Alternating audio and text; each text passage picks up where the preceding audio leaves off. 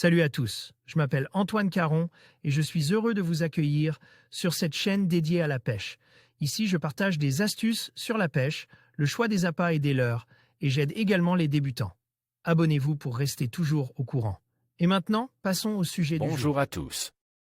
Dans cette vidéo, je vais vous parler d'un sujet passionnant, la pêche de l'ombre commun au leurre.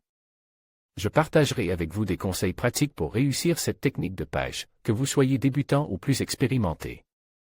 Nous aborderons les meilleurs leurres à utiliser, les techniques de lancer, ainsi que les endroits idéaux pour dénicher ces poissons. Restez avec moi pour découvrir tous mes astuces et améliorer vos sorties de pêche. C'est parti!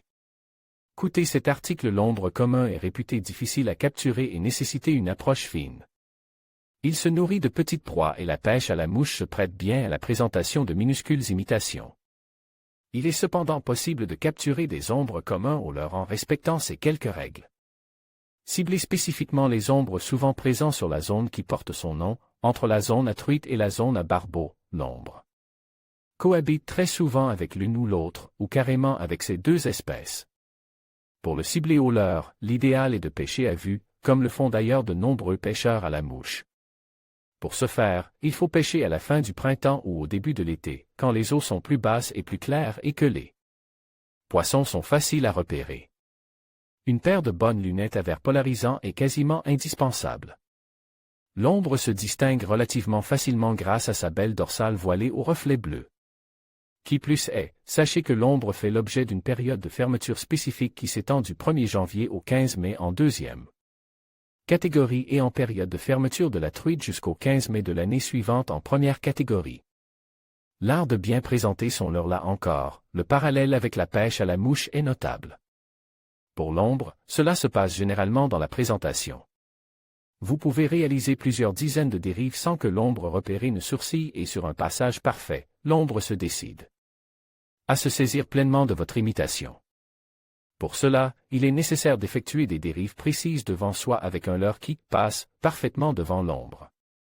Votre leurre devra être de petite taille. L'ombre commun ne se nourrit que de petites proies, invertébrés ou larves aquatiques. S'il lui arrive d'être opportuniste et de chasser des alevins, cela reste extrêmement rare et ponctuel. Votre leurre de petite taille devra être parfaitement leste pour que la dérive se fasse sans draguer ou forcer dans la ligne. Les imitations de tang ou de larves, montées sur une micro-tête plombée à bille tungstène ou laiton sont parfaites. Il faudra être rigoureux dans la taille de la bille tungstène.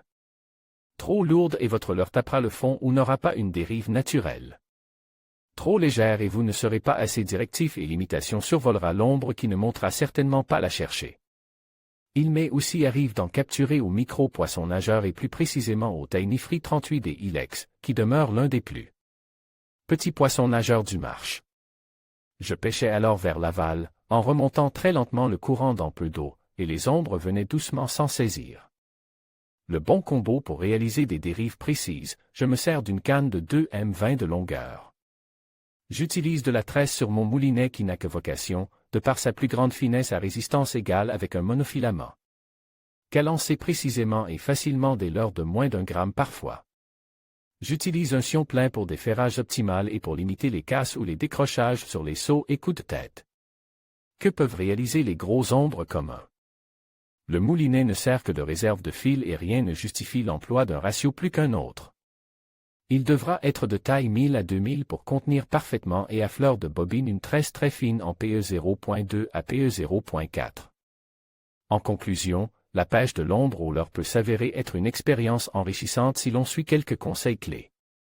Choisir le bon leurre, adapter sa technique en fonction des conditions et être patient sont des éléments essentiels pour réussir. N'oubliez pas d'observer votre environnement et d'apprendre des comportements des poissons. Avec un peu de pratique et de persévérance, vous pourrez profiter pleinement de cette activité passionnante. Bonne pêche à tous!